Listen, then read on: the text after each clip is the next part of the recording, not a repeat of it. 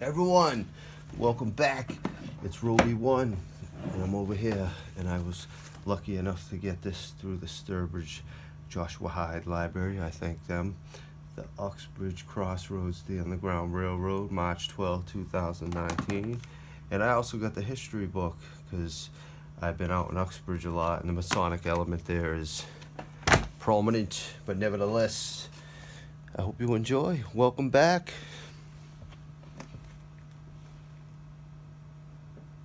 I'd like to welcome everyone. My name is Jim Boshinger. I'm the president of the Uxbridge Historical Society. First, we'd like to thank Pastor Josh and members of the Valley Chapel for the generosity in allowing us to have this meeting here. And we certainly appreciate the response and all of you folks that showed up. We hope you'll enjoy this evening's program. In fact, we know you will. And what I'd like to do is introduce my wife, Mary, who's the secretary of the Historical Society, and she's going to give a brief introduction to our speaker tonight, Sue. Thank you. Hi, good evening, everyone. If you wouldn't mind, please make sure that your phones are silenced. Appreciate that. I'd like to introduce our speaker tonight. Susan Franz is an amateur historian, retired from teaching in 2015. She taught courses in technology and design at a number of local colleges. She currently serves as a member of the Uxbridge Board of Selectmen and was a former member on the Finance Committee. She holds a master's degree from Clark University and spends time reading policy documents, helping the town plan for climate change, painting, singing, and exploring the deep and wonderful history of the Blackstone River Valley. The remainder of her time is dedicated to walking a cheerful 9-year-old schnauzer named Cherry. And this is Susan.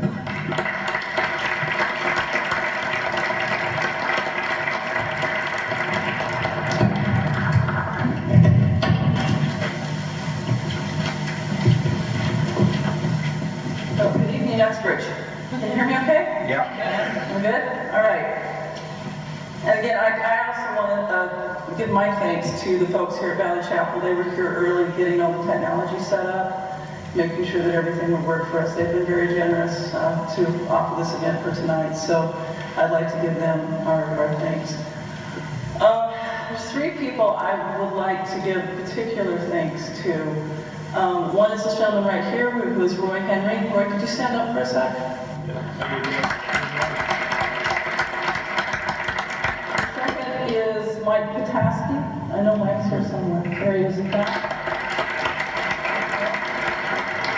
And the third gentleman is Peter Emmerich. These are our local historians who have just done amazing things as far as providing information and research.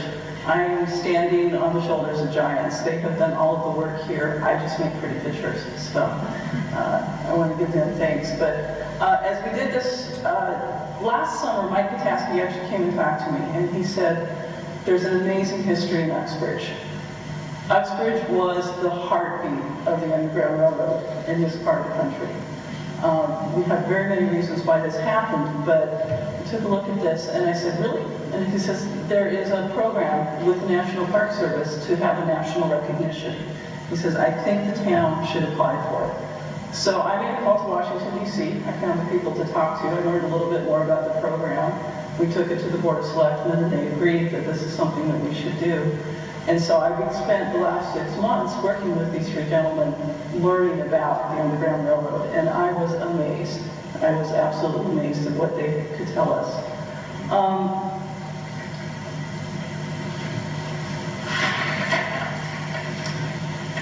In this part of the Blackstone Valley, it's hard to know how many people came through. In some places that they called stations, there were hundreds. In some places, there were thousands.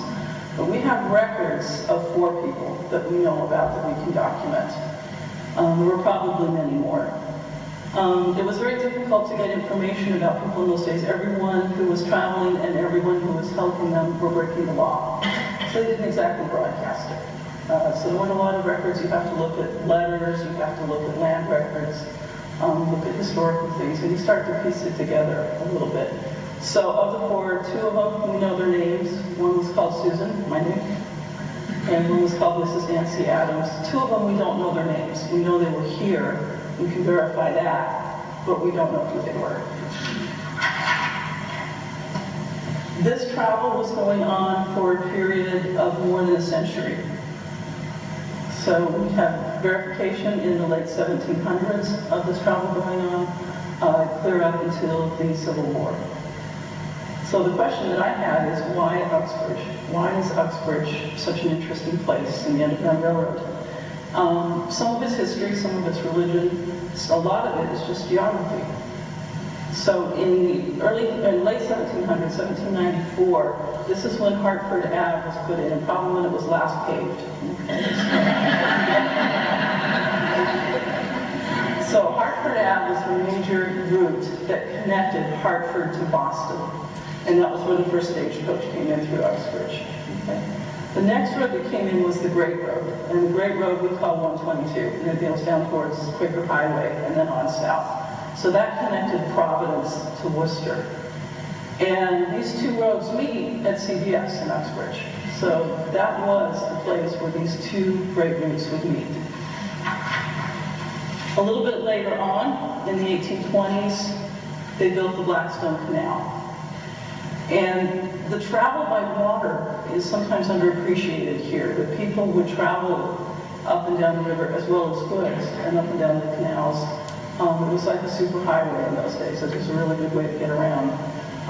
John Capron was a mill owner who built and invested in the Blackstone Canal, and he pretty much lost his shirt doing it. He had some real financial problems at the end of it. So his sons would take over his business. The mill that he owned is what we now know as the Burnett Mill. So if you drive past the Burnett Mill, there's a newer section, not that new, but newer section in the back which caught fire. And there's a very old section in the front which was saved from the fire. And that very old section is John Capron's mill. So if you go down there and see that, that's the mill that he built here in Uxbridge. So we have those four transit routes crossing in Uxbridge, and all four of them we believe were used in the Underground Railroad. So let me talk a little bit about abolition in those days. It wasn't a single thing. There were three basic philosophies of abolition. One was what they called a gradual emancipation. People would say that they didn't want to disturb the economy so much, so they would emancipate people, but they would take their time about it. And that was kind of the thought for maybe 100 years. So it was quite a long time. People thought gradual emancipation was the way to do it. From gradual emancipation grew what was called the colonization movement. And the colonization movement had the idea that it's okay to free people, but we don't want them to stay here once they're free. And in the north, the idea was that we would send them to Sierra Leone, or a place called Liberia, or to Haiti. So people could be freed, but they couldn't stay. In the South, that was a really popular idea, because when people were freed in the South, they didn't want them next to people who were not free in the South.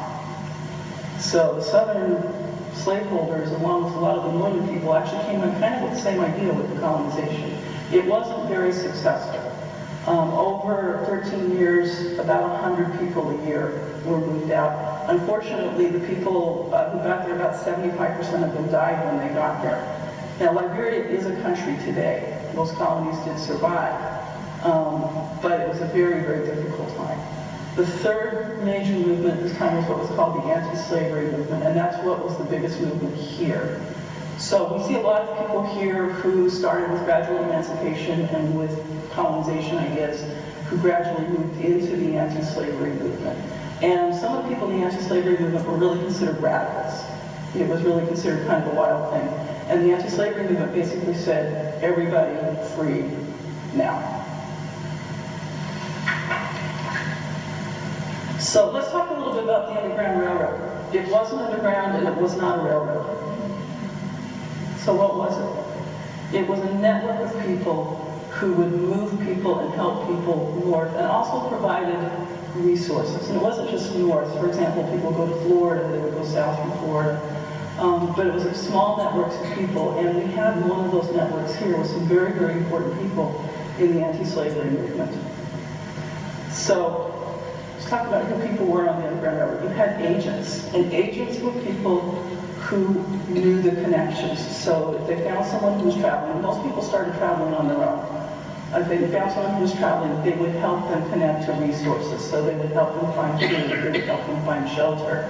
They would help direct them to safer places where they could be and get them away from where they could not be. Conductors were the people who were guiding people from place to place, and station masters were people who were finding resources and kind of connecting things.